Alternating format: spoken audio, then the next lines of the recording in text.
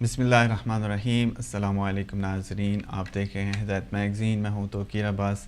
ناظرین کل 20 صفر تھی اور پوری دنیا میں ہم نے دیکھا کہ چہلم امام حسین علیہ السلام پوری عقیدت اور احترام کے ساتھ منایا گیا۔ اس وقت ہمارے ساتھ مجلس وحدت المسلمین کے ڈپٹی سیکرٹری جنرل علامہ امین شہیدی پاکستان سے موجود ہیں۔ ہم ان سے اس سارے جو کل ایونٹ ہوا ہے اس پر بات کریں گے۔ اس کے ساتھ ناروے سے ڈاکٹر ریحان رضا نقوی، آپ نمائندہ ہیں پریس ٹی وی کے، ہمارے ساتھ موجود ہیں، آپ سے بھی بات کریں گے۔ ناظرین کل کربلا معلی میں دنیا کا سب سے بڑی گیدرنگ ہوئی، جہاں پر زائرین اربعین نے پوری عقیدت اور احترام کے ساتھ چہلم امام حسین اور آپ کے اصحاب کا چہلم جو ہے وہ منایا۔ اطلاعات کے مطابق 60 ممالک سے زائرین جو ہیں وہ کربلا پہنچے ہیں اور ان کی تعداد 2 کروڑ یعنی 20 ملین سے تجاوز کر گئی ہے اس دفعہ، باوجود اس کے کہ یہ پہلا اربعین ہے جبکہ داعش وہاں پہ پوری طرح ایکٹیو ہے اور وہاں پہ حملوں کا بھی خطرہ تھا۔ اس سچویشن میں بھی زائرین کی بہت بڑی تعداد کا کربلا میں پہنچنا، یہ ان کے لیے کیا پیغام ہے، انٹرنیشنل کمیونٹی کے لیے کیا پیغام ہے، اس پر ہم آج بات کریں گے۔ سب سے پہلے میں بات شروع کروں گا علامہ امین شہیدی صاحب سے، اور آپ کا شکریہ بھی ادا کرتا ہوں کہ آپ نے ہمارے لیے وقت نکالا۔ مولانا صاحب، آپ ہمیں یہ بتائیں کہ پوری دنیا میں کربلا معلی میں جب زائرین اکٹھے ہوتے ہیں اور ایک بہت بڑا اجتماع ہوتا ہے جس کو میڈیا نے شیعہ میڈیا نے کور کیا، اور اطلاعات کے مطابق تقریباً 20 ملین سے زائد لوگ وہاں اکٹھے ہوتے ہیں، تو یہ پوری دنیا کے لیے کیا پیغام ہے، اور داعش کے حوالے سے خصوصی طور پر آپ اس کو کس حوالے سے دیکھتے ہیں؟ بسم اللہ الرحمن الرحیم۔ بہت بہت شکریہ آپ کا اور آپ کے چینل کا۔ دیکھیے، کربلا ایک ایسا موضوع ہے جس کا تعلق فکر انسانی سے بھی ہے اور روح انسانی سے بھی ہے۔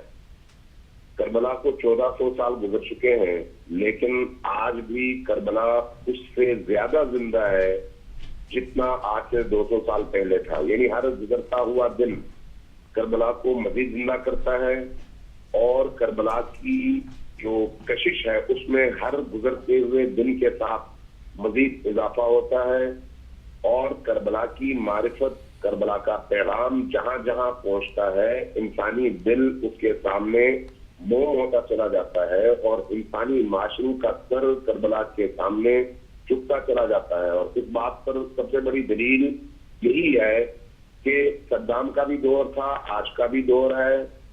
100 سال پہلے کے کربلا کو بھی دیکھیں، 50 سال پہلے کے کربلا کو بھی دیکھیں، اور آج کے کربلا کو بھی دیکھیں۔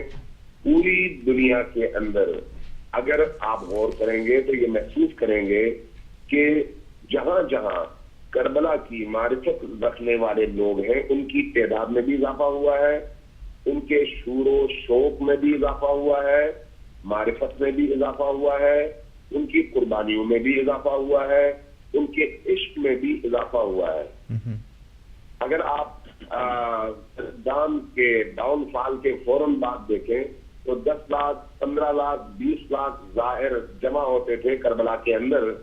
اب ہر گزرتے ہوئے برس کے ساتھ اس کی تعداد میں اتنی زیادتی آئی ہے، اتنا اضافہ ہوا ہے کہ پچھلے سال کے وجہ سے میڈیا رپورٹس تھی کہ 2.25 کروڑ انسانوں نے شرکت کی ہے۔ اس دفعہ ظاہر ہے اس سے کہیں زیادہ ہے، بلکہ اربعین سے ایک دن پہلے میں بعض میڈیا چینل کو دیکھ رہا تھا جو بتا رہے تھے کہ عراق کے بعض بارڈرز پر 2 لاکھ لوگ انتظار میں ہیں کہ ان کو اجازت ملے کہ وہ کربلا کے اندر وہ عراق کی سرزمین میں داخل ہوں، اس لیے کہ وہ زیارت حسین پر جانا چاہتے ہیں، لیکن چونکہ کیپیسٹی نہیں ہے، گنجائش نہیں ہے، اس لیے بارڈرز پر ان کو روکا جا رہا ہے۔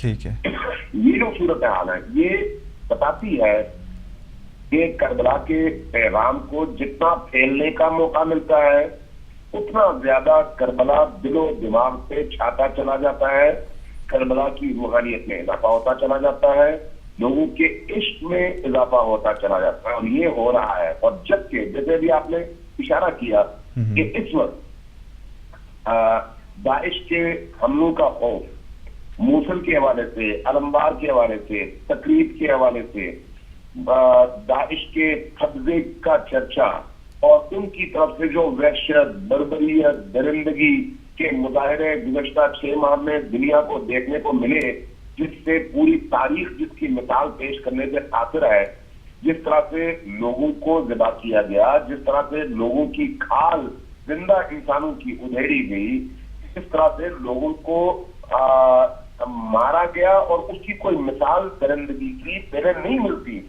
उन तमाम तर मिसालों और उन तमाम तर दरिंदगियों के बावजूद, खौफ और दहशत की फजा पैदा करने के बावजूद, ये कैसा इश्क है जिसकी वजह से लोगों की जाने की तादाद में, जाने वाले लोगों की तादाद में, ज़ायरीन हुसैन की तादाद में इतना इजाफा हुआ कि दुश्मन भी अंगुष्ठ बदंदाज है।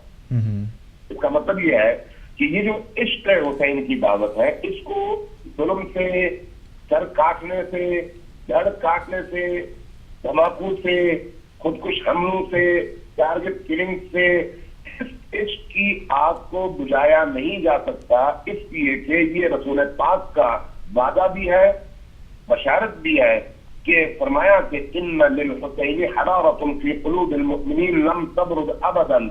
अल्लाह तबारक व तआला ने हुसैन के लिए अहले ईमान के दिलों में ऐसी आग मोहब्बत की रोशन की हुई है जो अबदुल आबाद क़यामत आएगी, लेकिन ये आग बुझेगी नहीं, उस आग में इजाफा होता चला जा रहा है।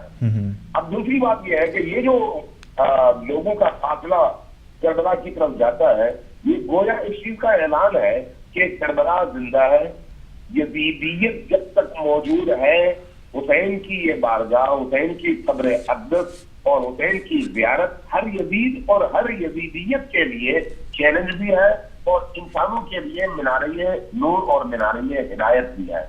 लिहाजा आप देखते हैं कि अगर पूरी दुनिया के अंदर कोई छोटा सा इवेंट होता है तो दुनिया के तमाम कैमरे उसको फोकस करते हैं, जबकि यहाँ पर 2 करोड़ से ज्यादा इंसानों का फाटे मारता समंदर इराक की शाहराहों को भर चुका है, लेकिन उसके बावजूद आलमी मीडिया उसको दिखाने से कातर है। इसलिए कि आलमी मीडिया या सहयूनियत के हाथ में है या मगरबी ताकतों के, और मगरबी ताकतों और सहयूनियत को सबसे बड़ा खतरा ही हुसैनियत से है, हुसैनियत के इस शिआर से है, हुसैनियत के इस शुऊर से है। क्योंकि उस शुऊर से खतरा है, इसलिए वो भी कोशिश करते हैं कि इतने बड़े इवेंट को इस तरह से दफना दें जैसे कुछ हुआ ही नहीं है। लेकिन बहरहाल उसके बावजूद इस इवेंट में, इस ज़ियारत में, इस प्रोसेशन में और इस मशी ने जो करबला की तरफ जारी थी, इसने पूरी दुनिया को एक दफा हिला के रख दिया है कि अगर हुसैनियत को पलटने का मौका मिले तो फिर यजीदियत का फातिहा आप पढ़ें, यजीदियत के सरगुनी के दिन उसी वक्त शुरू हो जाते हैं जब हुसैनियत को पलटने का मौका मिलता है, और वो वक्त आ चुका है। और मैं इंशाअल्लाह ताला उम्मीदवार हूँ और मुझे अल्लाह से मुकम्मल यकीन है कि हुसैनियत का ये काफिला इंशाअल्लाह आगे बढ़ता चला जाएगा, और जो लोग हुसैनियत की शम्में बुझाने की पूरे तारीख में कोशिश करते रहे उसी तरह से नाकाम रहेंगे जिस तरह से पूरे तारीख में वो नाकाम रहे। और हुसैनी इस काफिले की तादाद में भी, इसकी कैपेसिटी में भी, इसकी मारिफत में भी और हुसैन की मोहब्बत और आतिश इश्क में भी इंशाअल्लाह ताला हर गुजरते दिन के साथ इजाफा होता चला जाएगा इंशाअल्लाह ताला। थैंक यू अल्लामा साहब। अब आगे भी हम आपसे बात करेंगे रावलपिंडी के जुलूस के हवाले से, आप उसके लीड भी कर रहे थे उसको। इस वक्त शामिल करते हैं नॉर्वे से डॉक्टर यहान रज़ा नकवी साहब को। आपका शुक्रिया कि आपने हमारे लिए वक्त निकाला। डॉक्टर साहब, आप ये बताएं कि आपने भी फॉलो किया होगा ये इवेंट, और करबला में जिस तरह मीडिया रिपोर्ट्स आई हैं उसके मुताबिक 20 मिलियन से तादाद बहुत ज़्यादा तजावज़ कर गई थी। हमने BBC की या दूसरी जो चैनल हैं वेस्टर्न मीडिया के, उनमें भी देखा तो रिपोर्ट्स के मुताबिक 17.5 मिलियन बताया जा रहा था। लेकिन आप बताएं कि नॉर्वे से आपने इस सारे मंज़र को मीडिया के हवाले से अगर बात करते हैं तो कैसे देखा है, और दाइश की मौजूदगी में ये सब कुछ हो जाना उनके लिए क्या पैगाम रखता है? आप हमें ज़रा बताइए कि आप जर्नलिस्टिकली इसको कैसे देखते हैं, इस सारे जो कल 40 का एक मौका था। جی السلام علیکم. شکریہ. بسم اللہ الرحمن الرحیم. علامہ صاحب نے بہت تفصیل سے بیان کر دیا ہے حسینیت کے حوالے سے اور شیعت کے حوالے سے اربعین کی اہمیت کو. میں تھوڑا سا میڈیا کے حوالے سے تھوڑا سا عرض کروں گا کہ جتنی علامہ صاحب نے جیسے فرمایا کہ جتنی کوریج اس کو ملنی چاہیے تھی جو یہ ڈیزرو کرتا تھا، جیسے کمبھ کے میلے کی بات بھی آ جاتی ہے اور بھی دیگر ایونٹس ہوتے ہیں ان کو بہت کوریج دی جاتی ہے، لیکن اس کو اتنی نہیں دی. کوریج ہوئی ہے لیکن اتنی نہیں. Mainstream media B B C C N N کو میں نے نہیں دیکھا، غالباً انہوں نے تھوڑی بہت کوریج کی ہوگی. بی بی سی نے کل خبر لگائی ہوئی تھی 17 ملین کی، اور گارڈین میں یا انڈیپینڈنٹ میں ایک آپ ایڈ آرٹیکل کوئی عالم دین ہیں انہوں نے چھاپا تھا، انہوں نے لکھا تھا کچھ ہفتے پہلے کہ دنیا کا سب سے بڑا پلگرمیج ہونے جا رہا ہے جس کی آپ کو خبر ہی نہیں ہے. انگریزی میں انہوں نے لکھا تھا، وہ بھی چھاپ دیا تھا. لیکن جو لوکل یورپین میڈیا ہے اس پہ شاذ و نادر، اس میں یعنی مثلا نویجن میڈیا میں یا سویڈش میڈیا میں یا ڈچ جرمن میڈیا میں میرا نہیں خیال کہ اس کے بارے میں کوئی زیادہ خبر دی گئی ہے، میری نظر سے نہیں گزری. حالانکہ داعش کے تناظر میں یہ خبر بنتی تھی، کیونکہ داعش کی اتنی خبریں تواتر سے آتی ہیں لوکل میڈیا کے اندر، تو یہ لازمی طور پر اس کی خبر آنی چاہیے تھی، لیکن یہ خبر نہیں ہے. اور یہاں سے یورپ سے ہزاروں کی تعداد میں لوگ اربعین پہ گئے ہیں. مجھے معلوم ہے کہ پچھلے سال عراقی ایئر ویز نے اسپیشل فلائٹ چلائی تھی کوپن ہیگن سے نجف کی، جو کہ عام طور پر نہیں ہوتی، لیکن اسپیشل فلائٹ چلائی تھی. اتنے لوگ اسکینڈینیویا سے صرف جاتے ہیں اربعین پر. ہمارے اپنے کتنے ہی جاننے والے اس وقت جو ہیں وہ موجود ہیں کربلا میں. تو اس کی خبر دینی چاہیے. اس کی جانب علامہ صاحب نے اشارہ کر دیا ہے، تو اس کے اوپر مزید میں بات نہیں کروں گا.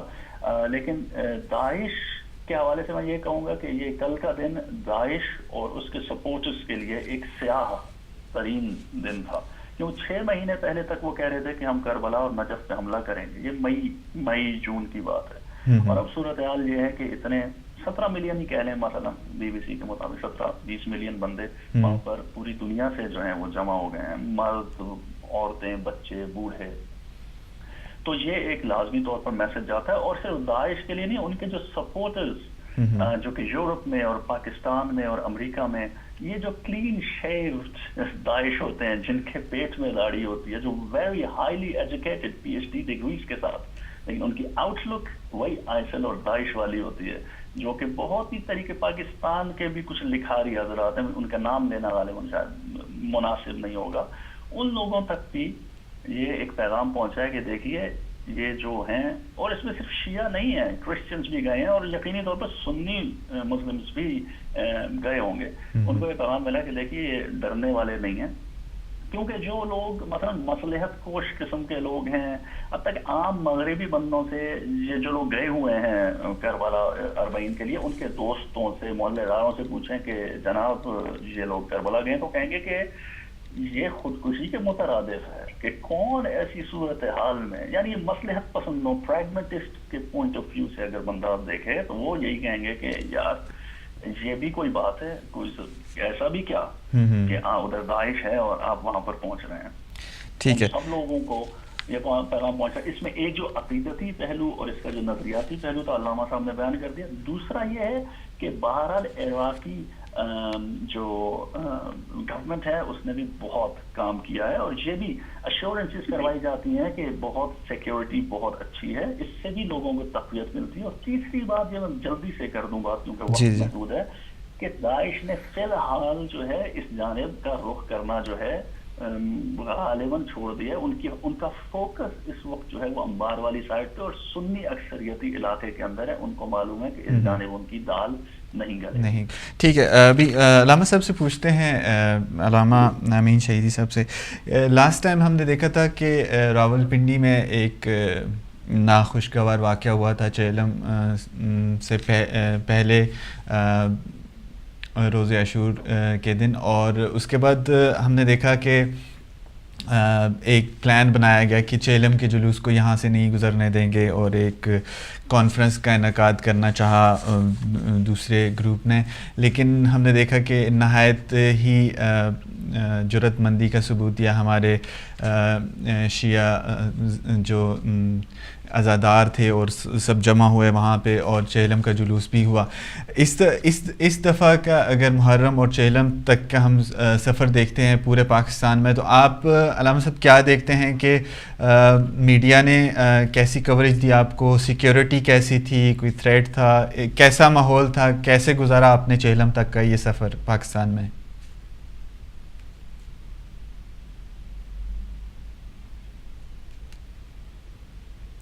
ہیلو علامہ صاحب، ہمارے ساتھ موجود ہیں؟ ہلو، آپ کی آواز صاحب آ رہی؟ اچھا علامہ صاحب، میں پوچھ رہا تھا کہ پچھلی دفعہ ایک ناخوشگوار واقعہ جو چہلم کے دوران پہلے ہوا تھا محرم کے دوران راولپنڈی میں، اور اس کے بعد ہم نے دیکھا کہ چہلم کے جلوس کو روکنے کی کوشش کی گئی ایک فریق کی جانب سے، لیکن اس دفعہ آپ ہمیں بتائیں کہ پاکستان میں تمام جلوس مجموعی طور پر کیسی سیکیورٹی کی صورتحال وہاں رہی، اور عزاداروں کا جوش و خروش کیسا تھا؟ کل کا جو پروگرام تھا پنڈی کے حوالے سے، اس کے حوالے سے تھوڑا سا بتائیے ہمیں۔ دیکھیے، مجموعی طور پر تو میں کل بھی اپنی گفتگو میں خود جلوس کے اندر یہ عرض کر چکا ہوں، اور بعد میں انٹرویو میں بھی میں نے یہ عرض کیا ہے کہ مجموعی طور پر پورے پاکستان میں اس دفعہ محرم بھی الحمدللہ اچھے انداز میں گزر گیا، اور چہلم کے جلوس بھی امن و امان سے گزر گئے۔ آپ یہ بہتر طور پر جانتے ہیں کہ یہ جو شدت پسندی کا عنصر ہے، اس نے پاکستان کو اندر سے کھوکھلا کر رکھا ہے، اور یہ جو نان اسٹیٹ ایکٹرز ہیں جنہوں نے شدت پسندی کو ہمیشہ فروغ دیا، اور کبھی کسی گروہ اور کبھی کسی گروہ کو پروان چڑھانے کی کوشش کی، اور اس کے نتیجے میں پاکستان کے اندر فرقوارانہ فضا پیدا کرنے کی کوشش کی گئی۔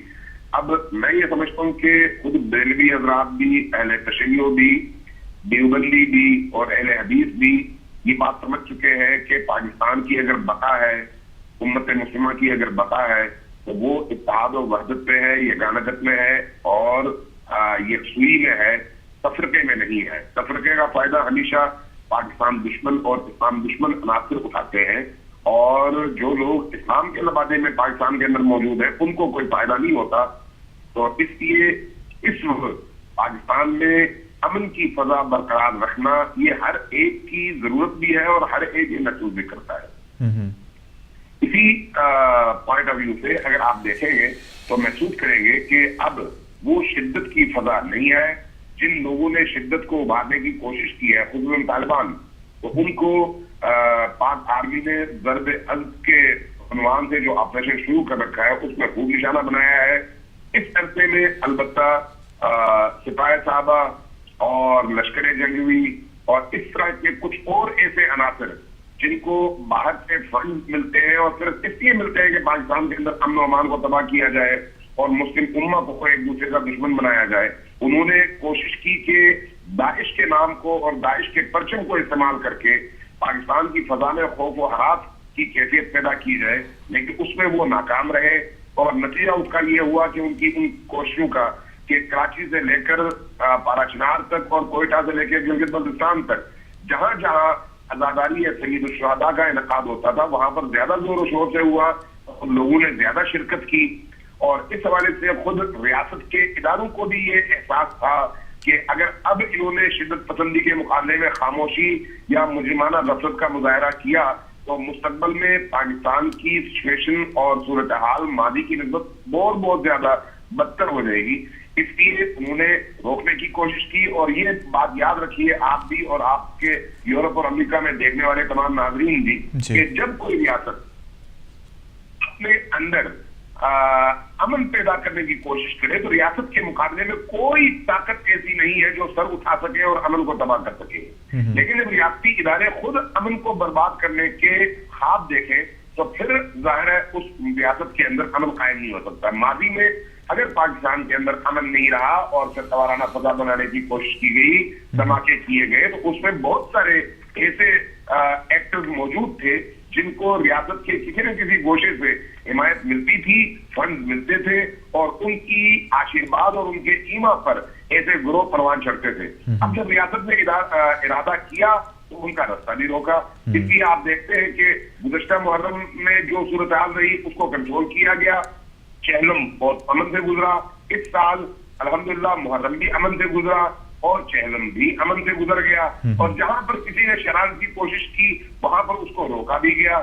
اکا دکا واقعات بہرحال ہوتے رہتے ہیں، انسانی معاشرہ ہے، کروڑوں کا معاشرہ ہے، جہاں پر کہیں نہ کہیں کوئی نہ کوئی چھوٹا موٹا واقعہ ہو سکتا ہے. لیکن مجموعی طور پر ہم یہ سمجھتے ہیں کہ الحمدللہ تمام فرقے پرامن بھی رہے اور یہ ایام گزر بھی گئے، اور گورنمنٹ نے بھی اپنے صحیح جو کوششیں کی اس کے نتائج بھی سامنے آئے. اگرچہ بعض جگہوں میں عزاداروں کو تکلیف ہوئی، عزاداروں کو مشکلات کا سامنا کرنا پڑا، لیکن مجموعی طور پر انتظامات ٹھیک تھے، اور اس کے نتیجے میں الحمدللہ پرامن خوشگوار کیفیت اور امن کے ساتھ ان تمام عبادات کو بجا لاتا رہا، اور کسی طرح کی کوئی خاص ایسی مشکل پیدا نہیں ہوئی. ٹھیک ہے، تھینک یو مولانا صاحب.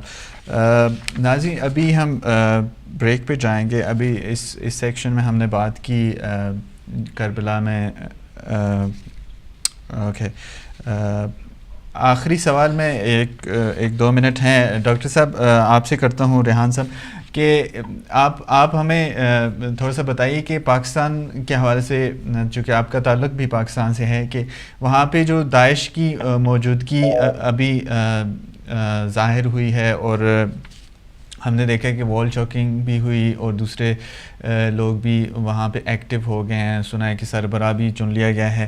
ایک ویڈیو بھی سامنے آئی جس میں داعش کے سربراہ کو خط لکھنے کا بھی وہاں ویڈیو ہے کہ وہاں خط لکھا گیا اور ان کو انوائٹ کیا گیا یہاں پہ. آپ اس صورتحال میں پاکستان میں پرامن جو جلوس ہوا ہے، اس میں حکومت کی کارکردگی کو کیسے دیکھتے ہیں؟ جی، حکومت نے یہ اس میں دو باتیں ہیں اصل میں. ایک طرف تو وہ داعش والی بات ہے، اس کو شاید ہم بریک کے بعد ڈسکس جی اس کو بریک کے بعد، ٹھیک ہے، اس کو بریک کے بعد ڈسکس کر لیں گے.